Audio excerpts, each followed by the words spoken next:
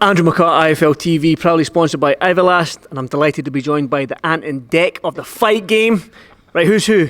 Adam Catterall and Nick Peet, who's who? The one who's always Duncan crashing his car, whoever he is. Yeah, I think that's Ant. Oh, that's good. You undid that because he actually really did that. No, that's why I said it. Jeez, man, that's big. So that took a wrong turn. I was meant to be fun. I was meant to be all fun and jokingly, but anyway, finally in Vegas, big fight night. I mean, I've been lucky enough to be here all this year and stuff like that. But for you guys, I live here, man. No, this is 6 weeks of my life I've spent this year. I've spent in this. I was going to say this city. I was going to swear there, but I'll keep it PG. But you know, sometimes too much of a good thing can be a bad thing, and that's what I felt with especially this night. But because I'm here for Fury Wilder 3, a big fight, it's good to see all the British media here as well, you guys as well, because I'm a massive fan of the Fight Disciples and everything you do, Adam and Nick and stuff like that. So I do want to get your opinion on this huge fight, the trilogy, the final chapter, as everyone's talking. I'll start with you, Adam. I'll give you the why does Tyson win. You can have how does Wilder win, Nick. I'll swap it around. I said I was going to give him the easy one. Yeah, Tyson Fury. I mean, a lot of people said he won the first fight. He did obviously win the second fight, but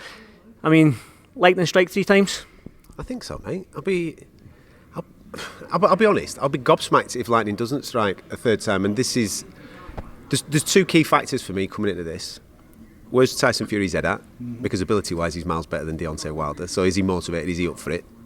And secondly, I just don't think Deontay Wilder, even if, what have we had, 20 months since between the fights, I just don't think that that's enough time for him to be able to learn how to outbox Tyson Fury. Yeah, he can't go backwards. Tyson Fury knows the game plan. For me, it's rinse and repeat. I don't think Tyson's going to do anything different. He boxed on the back foot. He won that first fight. He didn't get the result. He amended himself for the second fight, went forward and absolutely smashed him to bits. I don't see why he would change anything, and I just don't think that Deontay Wilder has got enough to be able to stop him coming at him. It's 19 stone of him Gypsy Fury, isn't it? You know what I mean? I just can't see anything else. I mean, listen, he's always got a puncher's chance because he can whack the fella, right? But for me, I just think it's rinse and repeat, and maybe even quicker than last time. Nick, is this like you can't teach an old dog new tricks then? Because we've seen what Malik Scott's been doing in terms of trying to get him to slip his head and throwing jabs and stuff. He's had him swimming in Brooklyn waters. I've seen that with some sharks, right? Yeah, looking for Nemo. That's what he's been up to. But is it a case of like rinse and repeat, or I'm going to ask you the question: how does Wilder win? And I suppose that was my original question. But how does Wilder go about and finally get the win against Tyson Fury? He can't go backwards. He certainly can't box him. He's got to go forwards. I think he's got 6 rounds. You know what? Completely different stylistically from AJ versus Usyk, of course. But I'm going to give you the same answer that I said about AJ. For me, AJ had 6 rounds to get Usyk out of there, otherwise he was going to get his socks boxed off. As it turned out, AJ just didn't turn up at all, and Usyk just danced around him and did what he wanted. I don't think there's any way Deontay Wilder's going to go backwards in this fight like he did in the second fight. I think he's got 6 rounds. I think Malik Scott's works on his footwork. It's all about getting him in range better and letting that right hand go and not being scared to let that right hand go. I think what happened in the second fight is Tyson busted him up.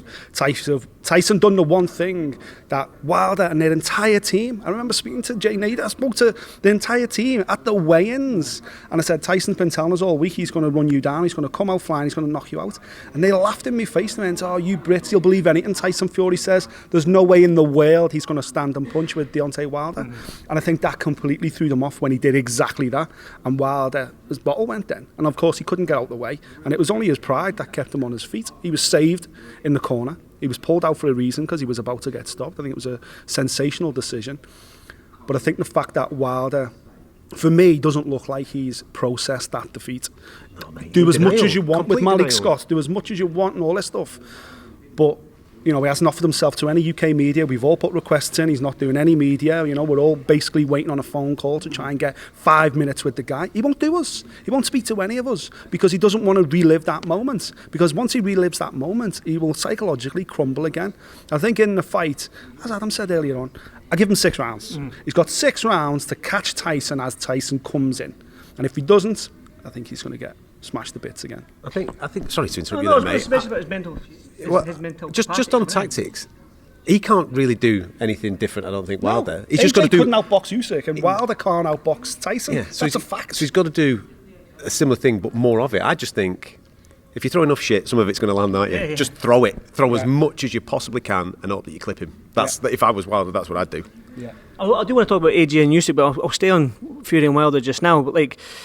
You touched on he's not doing any UK media and that he doesn't really live that moment. Do you think that mentally that's took a lot from Wilder, because obviously the 40-plus fights he was winning, he was knocking everybody out. You had this sort of aura around him that he's just the most baddest man on the planet. Then Tyson came in and busted him up for I think it was the 7 rounds or whatever it was. Mentally, is he there, Adam, do you think, mentally? No, I think there's a realisation that he isn't who he thought he was. He thought he was invincible. He created this character, didn't he, the Bronze Bomber.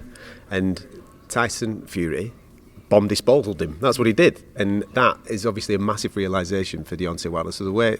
You do one or two things in those situations. Just in AJ, the way he deals with defeat, brilliantly. Mans it up, fronts it up. I got it wrong. Don't worry. I'll come back in the next one and we'll have a go. That obviously resonates with a lot of normal human beings. Yeah. What Deontay Wilder's done, he's pretended it never happened. No, he's lied about it. Yeah. He's come up with excuses saying Tyson, he messed around with his gloves, he messed around with his water, Breland. all this kind of stuff. Breland was into What I meant camp is and all he's that. pretended that the reality has never happened. Yeah, well, he's created a false reality. Yeah. Instead of saying, you know what, he'll box me the first time, he'll punch me the second time, right, fuck this. I'm going to work and I'm going to find a way, I'm going to devise a plan to beat him. And accepting the defeat and learning from the defeat, I think as much as the fact that he's hiding in public display or making lies about the reason why he lost, I think he's trying to con his own brain to go, oh, well, if it wasn't for all these other factors, that wouldn't have happened. If the suit wasn't £400, I would have had fresh legs. All this kind of stuff that he come out with that we all know is nonsense. But he's saying it, not necessarily for us to believe it, for himself to believe it, to convince himself, oh, he got me on my worst night, that was his best night. By the way, that probably wasn't Tyson's best night. This weekend could be Tyson's best night, and it'll be over inside 3 rounds. I'm worried for him, mate. Do you know that from Wilder? From a mental health point of view? I know that, this is combat sports, and you go in there and you're going in for war, and you've got to do whatever you've got to do in your own brain to do it. But just the consistency of that 20-month period where he's lied publicly, so therefore obviously he's trying to convince himself in some way, shape, or form. What if Fury does the same thing again? What if he does the same thing again this weekend? Where's he going to be in his own head? I genuinely hope, and this might sound a bit weird, I just hope he's got some good people around him that can look after him in the aftermath of this. The second fight and he sacked him. Yeah, you're right. Yeah. Yeah, well, I love this, man. You're like a yin and yang type thing. He's like the guy you just go, no, yes, no, yeah. I mean, go back to you. How did you two get on then? Because it seems like We used to be lovers. Oh, is that what it was? Yeah, we met at a party. We both put our keys in a bowl. Yeah. He took my wife, I took his, and since then we've been good pals. And we do that. That's how me and Coogan met. Your boss, they didn't hear that. That's good. But it does seem like a good relationship that you used to have got. I mean, like the yin and yang thing, when you say something, I mean, it's not just you both agree with each other's opinion, you both can air it out and say, no, you're wrong, and then that's it, a good discussion, end of, you don't fall out over it. I mean, it seems like a good relationship you've got. There's certain things that we agree on. You know, we both agree that Teofimo Lopez should be the undisputed lightweight champion of the world and have all the belts, and anyone else who believes they're recognised as a world champion in the lightweight division is wrong, because he's the guy, he beat the guy, and now he's the guy. So we agree on stuff like that, but then when it comes to big fights like this, especially the world heavyweight title, there's always an argument you can put for the other guy. You know, this is not a gimme. We believe Tyson's going to win. I agree with Adam. I believe Tyson's going to beat him. But I also believe Deontay Wilder's a live animal for 6 rounds. And if Deontay can land early and capitalise, I think he can finish the fight. Of course he can. He's got the power. Tyson is just a man like everybody else. But this sport is not knockout. The name of the sport is boxing. And 9 times out of 10, the better boxer wins. Definitely. The 20-month layoff as well, you mentioned there, both fighters haven't fought in, it'll be close to 2 years come February and stuff like that, but Tyson's done it before. We've seen him 3 years out, blown up to 20, nearly 28 stone or whatever it was and come down. Wilder hasn't. Wilder used to be the guy that used to fight 2-3 times a year sometimes and stuff like that. He's not had this layoff. Can we read too much into that? Physically, I think he'll be all right. It's the mental thing for me. He's lived with that moment from last February for 20 months over and over again. He's lying to us publicly. He's lying to himself a little bit, but he's still there. He knows the crack, and it's been in the back of his head. And I think you pointed out a couple of times this week, the minute that Fury doesn't go backwards and he comes forwards and puts it back on him, it's going to be like Groundhog Day, innit? You're going to go back there mentally in your head, and you're going to start thinking about those moments once again. Final then, prediction, well, final question, like final on this Tyson Fury. I do want to get your thoughts because you did touch on Joshua and yeah, of course you can. Do you want to take the mic? Well, why don't you? Why are you not in front of the camera, mate? You're a pretty lad. You should be. Because I'm not as good looking as you used to. Come on now. You should be on there. You know what I mean? Should the people? Move over there. Let me sit in the middle. There we go. Oh, that's a bit better, isn't it? This does feel weird. This is it. This does feel weird. You're like the cat dealer to our answer. Both of you at the same time. Easy work. Yeah, I was going to say, where was I? Sorry, I've thrown you there, mate. Yeah, that was it. Were you going AJ?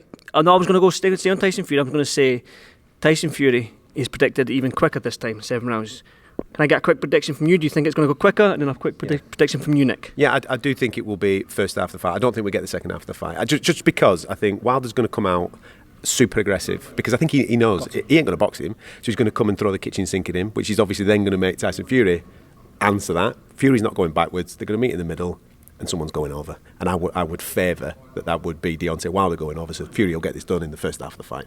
Nick, listen, I can see Fury picking himself up off the canvas in the first or second round, but I think that'll be the worst thing that could possibly happen, because Wilder's confidence will go through the roof. I think he'll start opening up, getting wild, and Fury will just punch holes right through the middle of him. And I think 5 or 6 rounds, Tyson Fury knockout. What's yours? Me, I'm just, I don't know, like, it's going to be a good fight, guys, and just everyone have fun. Everyone have fun. There's a lad that's trying to get a deal. I think you all know who I'm going for. Don't worry. Can I go back in that seat now? Because I'll tell you what, I don't think we're all in shot. That's probably what I'm worried about. I think what Bob Juice to out. So let me just, yeah, I'll be the only guy sitting in the middle. You'll be out of shot that fight. Yeah, Joshua Usyk, you mentioned it there, Nick.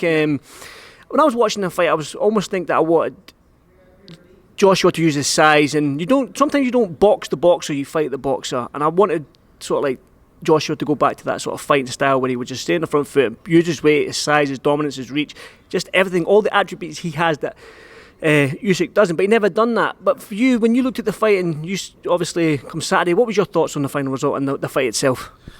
Really disappointed. Anthony Joshua, game plan just completely and utterly wrong. I think the problem's much bigger than just AJ not fancying it on the night. I think there's no way in the world they worked in that camp for 10, 12 weeks and devised that plan. Because if they did, then whoever's in that corner shouldn't be in that corner anymore. I think he's gone a little bit stale. I think a new look in there would definitely be, beneficial. We had a good conversation with Sugar Hill yesterday about the fight and asked him what he thought. And he said, I watched 1 minute. And after 1 minute, I'd seen enough and walked away. Wow. I knew they'd got it completely wrong. There's no way AJ, that's not how you fight. For one, that's not how you fight a southpaw. And two, when you're the big guy in there, you don't stand off and start fencing with an all-action fighter like Usyk. He said he watched 1 minute and walked away. He said, I want to do something more constructive with my life than waste my time watching 12 rounds of that. And I kind of felt, when he said it, I kind of thought, I wish I'd walked away after the first minute, because I'm not saying I realised it that quickly, but it was quite evident by the end of round 2 that AJ didn't fancy it. And he got, if they were the tactics, and we can't think AJ, with all his experience, suddenly got in the ring with Usyk and went, you know what, that game plan we've been working on, I'm going to lash that, I'm going to try and box him. There's no way he would have done that, surely. So that must have been the plan they put together as a team. And as Adam said on our podcast, that's fucking arrogant. What an arrogant approach to think you're going to outbox Usyk, who, by the way, went to the Olympic Games before you even had your first amateur fight at Finchley ABC. How arrogant are you, thinking that you could outbox a boxer? Get in there and chin him, hit him. But he didn't. He didn't throw more than a 1-2 all night. Yeah. Frustrated.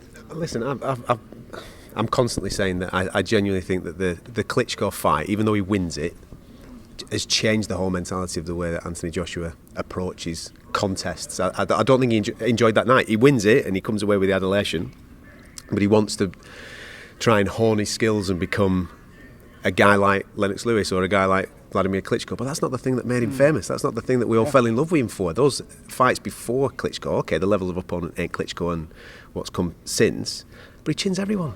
He only goes beyond the third round on 2 occasions, White and Brazil, and you think to yourself, that's who you are, mate. Get in there and just be a wrecking machine. Yeah. And since that Klitschko fight, I think the earliest stoppage that he's had is Povetkin in the 7th round. We've had decisions in there, we've had defeats in there, we've had very cagey performances from him. He's very jab. Was quite late on as well. Yeah, exactly. Yeah. He's very jab heavy. And I just think he's trying to convince himself that he's something that he's not. The original thing was working. Yeah. Why have you got rid of it? There's no need. This is the dangerous thing right now. We all know the answer of how he can go and beat Usyk. He can do it. He can beat him. He has the attributes. He's shown in the past that he can do it. But is it still there? Yeah. Or is it gone? Did Klitschko knock it out of him? We don't know that answer. Only he knows that answer. So if he's telling us that he knows how to go and beat him, and he believes that he can go and do that, then he's got to go and implement AJ 1.0, not the 2.0 version that we've been recently saying. Don't get me wrong, it's been successful against some opponents, but it ain't going to be successful against Usyk. It's a case of, like, obviously box that fighter. We've got to look at who you're fighting and be like, you can box him, you need to fight him, box him. And you mentioned the game plan was all wrong and stuff like that. So the rematch then, how does he win? Again, exactly what I've said about Wilder. He's got 6 rounds. He's got to go in there as a gunslinger. Go in there, put it on Usyk, throw combinations, for Christ's sake. You're facing a southpaw. And fight the boxer. Don't box the boxer, fight the boxer. That's all he's got to get in there and do. Get nice and big, nice and strong, fast on his feet. And to be honest with you, I'd change trainers, me personally. I've got nothing personal against Robert McCracken, but I just think he could do with a fresh look. Yeah. There's more than a few coaches on this side of the Atlantic that I think he'd be brilliant with, hooking up with. I think they would bring out, just give him a different look, because he's just become a little bit obvious, left, right, left hook. It's the same old British style of boxing. And I just think he needs something different now. He needs to add another string to his bow, in my opinion. He's got all the attributes. He's got the physical attributes. He's got everything. Absolutely. Man. And listen, we've all seen AJ get off the ground. We know he's got the heart of a champion as well. But that's why 70,000 people buy tickets to go and watch him fight, to see that guy, not to see the guy that went 12 rounds with Andy Ruiz in Saudi Arabia. 70,000 people aren't paying to see that. We want to see the other guy. And I think just get him over here for 4 or 5 months, get a new coach, a new look, and just revert to type. But what coaches would you recommend then, if you were part of Joshua's team and you were in that voice in his ear? Who would you recommend this side of the pond, if any? Canelo's team. Well, yeah. Get juicy, get nice and juicy with the Reynosos. That's him, not me. All right, just in case you're coming after anybody. I don't know, man. Buddy McGuire or something like that, or maybe even Listen, Freddie Roach has forgotten more about boxing than most people will ever know. So it's not like there is an experience over here. Yeah, man. I think who's Buatsi working with right now? He's working with Virgil Hunter. Virgil Hunter, yeah. All these coaches would dance a merry jig if the phone call came in by AJ wants to work with you. They'd all be like, hell yeah, look at the attributes of the kid. And we know how to fix it. The three of us could fix it. We couldn't pad him, we couldn't coach him, we couldn't get him there. Have you seen me on the pads, Nick? Yeah, exactly. Red hot, man. But even we can see this is how he beats Usyk. So a trainer of that caliber would easily be able to bring that out. But as Adam said, the key here is whether AJ's still got that dog in him. Whether AJ is willing to go, you know what? I'm going to get in there, I'm going to give him 6 of the best rounds in my life. Well, and if I get beat, I get beat. And I think that's what people would resonate towards more than trying a safety first kind of approach. Yeah. And mate, he didn't throw a combination in 12 rounds against Usyk. The thing is, the plan that we all know beats Usyk is dangerous. Yeah. You could get chinned. I mean, it's he can hit. No, don't forget. Of course, can bang absolutely. Well. And he's you don't waste anything. He's very precise with what he does. So AJ could get chinned in doing it. You've got to be brave. You've got to just say, do you know something? I'm going to roll the dice. It's very similar to what Tyson Fury did in Deontay Wilder in that second fight. You know what I mean? There's that game plan. You think to yourself, well, that is how you beat him. Do you want to take that risk? Because that guy can whack a little bit. You know what I mean? But you have to go through that fire in order to get the reward at the end of it, and that's what AJ's got to ask himself. Does he want to go through that fire? Because it's going to come. He's going to get hit. You know what I mean? He's not going to not get hit. Yeah. He's got to ask himself how much he wants it. Definitely. Well, here's one final one for you then. Dillon White's fighting Otto Wallen. Obviously, we all wanted to see Joshua versus Tyson Fury if they both got through their fights. But Dillon White, if he gets through Wallen, Fury gets through Wilder, Joshua's got to do that thing. Would you like to see Dillon White against Tyson Fury sometime next year before we see Fury take on Joshua if he gets through that rematch? To you, Nick? I don't think we're ever getting AJ Fury, to be honest with you. I don't think AJ gets past Usyk in the second fight. Pessimistic, aren't you? Listen, you're the optimist. That's it. The optimist and the pessimist. There we go. That's it. Listen, just going backtracking a second. AJ should be fighting Dillon White. he should leave Usyk for now. Let Tyson beat Usyk, and then go for Tyson after you've beaten Dillon White. Like, I think that's how I would have done it. Safety first. That massive fight then is at the end of the rainbow. But listen, it is what it is. Yeah, absolutely. If Dillon White beats Otto Wallen, and that's no gimme, because we were ringside when Tyson fought Otto Wallen, and you know, it was only the fact that it was a top-ranked show that he even stayed in that fight, because he was different medicals. He could be the lineal champion of the world. That kid. I'm telling you, exactly. And Otto Wallen, he's done nothing but win since. So I think that's a real fight for Dillon White. But absolutely, Dillon can win it. I hope he gets the reward of a Tyson Fury fight. And Tyson needs a big fight back in the UK. It's been a long time. He's a superstar over here, as we know. Tyson Fury is a way bigger star in America than Anthony Joshua. Way bigger. Tyson's massive. But he needs to go home and go back to the British public, whether it's Manchester Arena or Old Trafford or whatever it may be. You won't be working on Old Trafford, that's for sure, Nick. Well, I've only ever been to Old Trafford once. Castle Grayskull once. And it was... Admittedly, it was a life-changing moment, because it was Eubank versus Ben, and it was the night I absolutely fell in love with professional boxing. So even though I'd love to burn the place... So it's the theatre of dreams in, yeah? Castle Grayskull. So I would happily go back to watch Tyson Fury there, yeah. And I'll ask you the same question. I like the way Nick said that Joshua should fight White first and stuff like that and forget about Usyk. Do you agree with that? It's so tough, because I think... Listen, everybody knows my thoughts on immediate rematch clauses when you've been taken to school in a fight.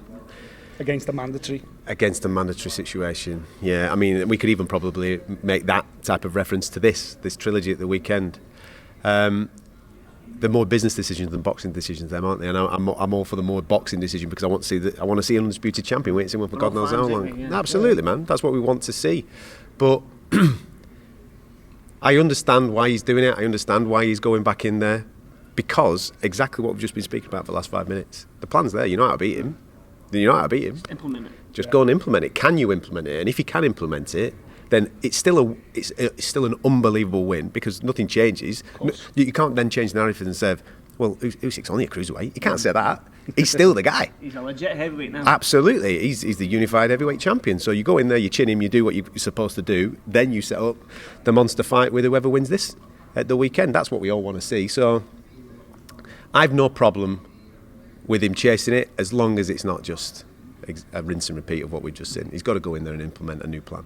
That being said, though, we have seen him go against Ruiz, and he had that gunslinger type attitude where Ruiz knocked him down, went in for the kill, but got clipped and stuff like that. We've seen the rematch. He's changed his game plan, changed his style to box Ruiz and be smart about it. So we do know that Joshua can change his style and can change up the game plan and stuff like that. So when you're saying he needs to go, then we do know he can change the game plan, though, don't we? Usyk ain't Ruiz, mate. Well, definitely not. Listen, I'm not saying that at all, but yeah, well, listen, I absolutely love this. I might have to get you a post-fight. Well, this is pre-fight, post-fight. Listen, I'll give you $100 each. $100 each. I'll pay you for your work. We'll be drunk. We apologise for the amount of abuse. That's the best time. Listen, that's the best time. Listen, I'm Scottish and I'll be drunk with you. Don't worry about that. Right, Adam and Nick. Listen, that was been an absolute pleasure. Thank you so much for doing this 5L TV, and listen, enjoy Fight Week in Vegas again, man. I've missed you. Cheers, mate. We're back, baby. We're back. Thanks, guys.